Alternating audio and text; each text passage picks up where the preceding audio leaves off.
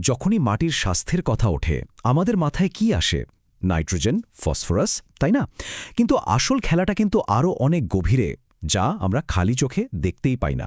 চলুন আজ আমরা সেই অনুপুষ্টির জগতে একটা ডুব দিই। জীবনের সেই সব অদৃশ্য নিয়ন্ত্রকদের গল্প শুনব, যাদের হাতে সবকিছু বদলে দেওয়ার ক্ষমতা আছে। ব্যাপারটাকে এভাবে ভাবা যাক, উদ্ভিদ বিপাকের স্পার্ক প্লাগ। চিন্তা করে দেখুন, স্পার্ক প্লাগ ছাড়া যেমন একটা গাড়ির ইঞ্জিন একদমই স্টার্ট নেয় না, ঠিক তেমনি এই অনুপুষ্টিগুলো ছাড়া একটা গাছের ভেতরে কোনো কাজে শুরু হতে পারে না। লাগে হয়তো খুবই সামান্য পরিমাণে, কিন্তু এগুলো না থাকলে জীবনের পুরো ইঞ্জিনটাই কিন্তু অচল হয়ে পড়বে।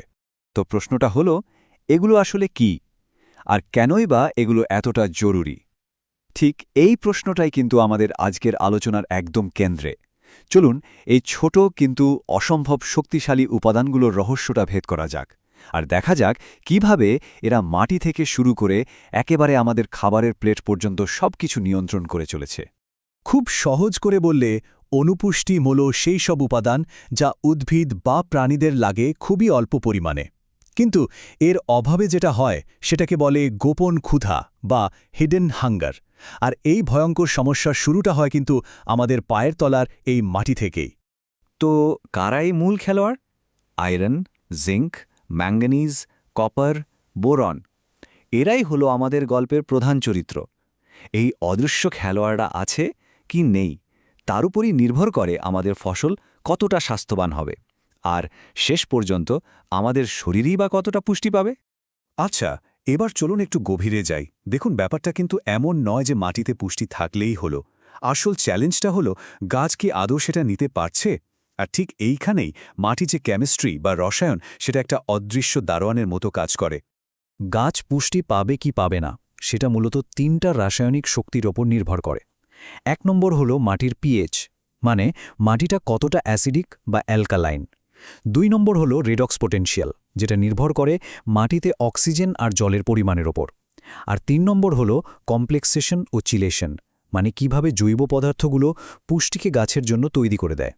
মাটির পিএইচকে একটা তালা চাবির সিস্টেমের মতো ভাবতে পারেন। যেমন ধরুন, মাটি যদি খুব বেশি ক্ষারীয় বা অ্যালকালাইন হয়ে যায়, তাহলে আয়রন বা জিঙ্কের মতো জরুরি পুষ্টিগুলো এমনভাবে আটকে পড়ে যে গাছ আর সেটাকে গ্রহণই করতে পারে না। মানে পুষ্টি মাটিতেই পড়ে আছে, কিন্তু গাছের জন্য সেটা শক্ত তালায় বন্ধ। এবার একটা জল ভর্তি ধান ক্ষেতের কথা ভাবুন তো, সেখানে কি হয়? অক্সিজেন তো অনেক কম। এই রকম একটা পরিবেশে যে আয়রনটা গাছের জন্য লকড বা তালাবদ্ধ ছিল, সেটাই কিন্তু রাসায়নিকভাবে চেহারা পাল্টে আনলকড হয়ে যায়, আর তখন গাছ সেটাকে খুব সহজেই গ্রহণ করতে পারে। তার মানে এই জল আর অক্সিজেনের খেলাটাই হল পুষ্টি পাওয়ার আসল চাবিকাঠি। আর এইখানেই আসল ম্যাজিকটা দেখায় মাটির ভেতরের অণুজীবেরা। কিছু উপকারী ব্যাকটেরিয়া আছে যারা সাইডোরোফোর নামে একটা যৌগ তৈরি করে। এদের কাজটা অনেকটা ফুড ডেলিভারি এজেন্টের মতো। এরা আয়রনকে শক্ত করে ধরে আর সোজা গাছের শিকড়ের দরজায় পৌঁছে দেয়। তো মাটির ভেতরের অদৃশ্য জগৎ থেকে বেরিয়ে এবার চলুন সরাসরি ফসলের দিকে তাকানো যাক। জানেন তো, গাছ যখন তার প্রয়োজনীয় পুষ্টিটা পায় না, তখন কিন্তু সে আমাদের সিগন্যাল পাঠায়। আর এই লক্ষণগুলোই একজন কৃষকের কাছে একটা ড্যাশবোর্ডের মতো কাজ করে। যেমন ধরুন, যদি আয়রনের অভাব হয়, তাহলে গাছের কচি পাতার শিরাগুলো সবুজই থাকবে, কিন্তু শিরার মাঝের অংশটা হলুদ হয়ে যাবে। আবার জিঙ্কের অভাব হলে ভুট্টার গাছটা ঠিকমতো বাড়তেই পারে না, কেমন যেন বেটে হয়ে যায়। একজন অভিজ্ঞ কৃষক কিন্তু শুধু এই লক্ষণগুলো দেখেই বলে দিতে পারেন যে মাটিতে ঠিক কোন জিনিসটার অভাব পড়েছে। কিন্তু সমস্যাটা ঠিক কতটা বড়, এই সংখ্যাটা দেখলেই হয়তো বিষয়টা পরিষ্কার হবে।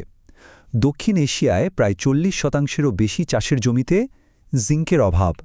একবার ভাবুন তো, এটা একটা বিশাল সংকট, যা সরাসরি আমাদের খাদ্য নিরাপত্তাকে ঝুঁকির মধ্যে ফেলে দিচ্ছে। আর এই সংকটটা কিন্তু শুধু ফসলের মাঠেই আটকে থাকে না। ব্যাপারটা খুব সহজ, মাটিতে অভাব মানে ফসলে অভাব, আর ফসলে অভাব মানে আমাদের শরীরেও সেই পুষ্টির অভাব।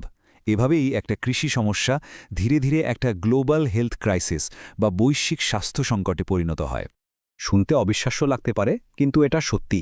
সারা বিশ্বে প্রায় 200 কোটি মানুষ জিঙ্কের অভাবে ভুগছে। কেন? কারণ তাদের প্রধান খাবার, মানে যে শস্য তারা খায়, তাতেই জিঙ্ক নেই।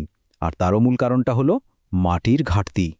একইভাবে সারা পৃথিবীর প্রায় ৩০% মানুষ অ্যানিমিয়া বা রক্তাল্পতায় ভুগছে। এর পেছনের মূল কারণ আয়রনের অভাব। আর সেই অভাবের শুরুটা কোথায়? হ্যাঁ, সেই মাটিতেই। এখান থেকেই পরিষ্কার বোঝা যায় মাটির স্বাস্থ্য আর মানুষের স্বাস্থ্য আসলে কতটা ওতপ্রোতভাবে জড়িত। তবে একটা আশার কথাও আছে। বিজ্ঞানীরা কিন্তু এই সংকটটা মোকাবেলা করার জন্য দারুণ সব সমাধান নিয়ে কাজ করছেন।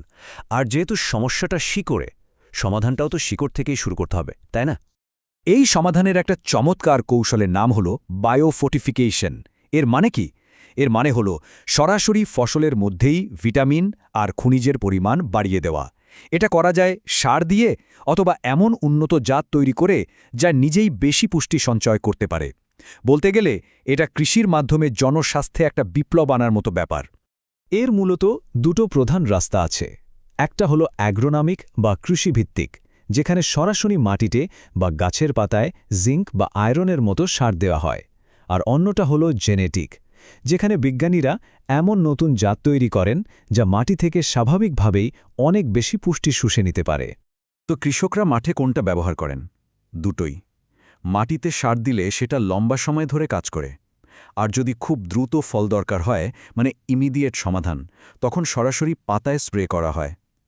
এতে কিন্তু প্রায় সঙ্গে সঙ্গেই ফসলের পুষ্টি ৩০% পর্যন্ত বেড়ে যেতে পারে। তবে সবচেয়ে টেকসই বা সাস্টেইনেবল সমাধানটা কিন্তু প্রকৃতির নিজের কাছেই আছে। যেমন সবুজ সার ব্যবহার করা কিংবা মাইক্রোরাইজাল ছত্রাকের মতো উপকারী বন্ধুদের সাহায্য নেয়া। এদের মাধ্যমে কিন্তু আমরা প্রকৃতির নিয়ম মেনেই গাছের পুষ্টি শোষণের ক্ষমতা বহু গুণে বাড়িয়ে তুলতে পারি। সব মিলিয়ে আমরা আমাদের আলোচনার প্রায় শেষ পর্যায়ে চলে এসেছি। এতক্ষণ এটা পরিষ্কার যে অনুপুষ্টির এই ব্যবস্থাপনাটা শুধু একটা সায়েন্টিফিক চ্যালেঞ্জ নয়, এটা আসলে একটা নৈতিক দায়িত্ব।